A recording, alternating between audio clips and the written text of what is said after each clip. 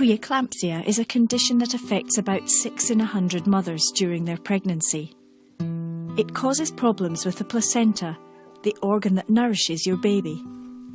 If left untreated, it can lead to one or both of the mother and baby dying. Usually you wouldn't notice it until you had your routine checks with your midwife, and that's why you have routine antenatal checks, and that's why antenatal care is designed to pick up early signs of preeclampsia.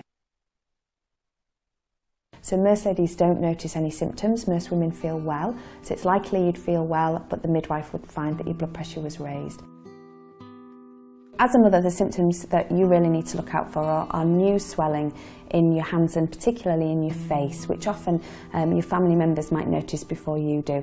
It's very common for women to get swelling in their ankles and legs during pregnancy, but if you did get sudden swelling, which was much more severe one day than it had been previously, then that would be something to inform your midwife or your doctor about. Other symptoms of preeclampsia include pain in your tummy area or under your ribs, headaches, problems with your vision, or generally feeling unwell.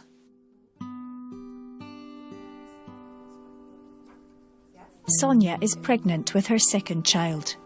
In her first pregnancy, she experienced preeclampsia. I was quite swollen, like my hands, my feet, and I was just like really tired all the time, and I was working. It just out of nowhere, it happened so quickly. They just admitted me into hospital because my blood pressure was really high, and by then my face was swollen as well. My hands were swollen, my feet, and I was just seeing like no visual disturbance as well. They explained to me it could be preeclampsia, and they told me, you know, what it was, and then I looked up on it, and then I was like, yeah, I am getting like the swelling, and you know, my blood pressure is I do feel like it is quite high, and they explained that the baby's quite small, so we might have to deliver early. I think that's when it hit me, okay, this is really serious. It's very, very important that we pick up the condition early, that we manage the condition, and that we safely deliver the baby and keep both the mum and the baby as safe as much as possible. Sometimes we do have to deliver the baby very prematurely, and that might be either because we're worried the baby's not growing properly and the baby's at risk of stillbirth, or we're worried that the mother's getting much worse, and so our only option in that circumstance would be to deliver the baby early. I couldn't like digest what was happening because they were really good, everyone in the hospital, the staff members, and they just like acted quite quickly. And then I was in hospital for about I think 10 days, and then I had a C-section, but by then my symptoms had calmed down, my blood pressure was in control. So by the time I had her, I was feeling a lot better.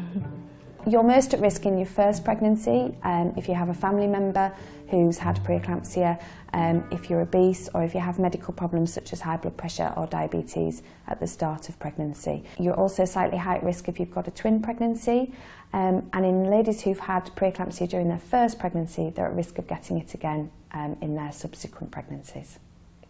You know, it can happen just like that, like it did with me, so it really is important. If I hadn't gone to my appointments, they wouldn't have picked up on the high blood pressure, they wouldn't done the scan and seen that the baby isn't growing.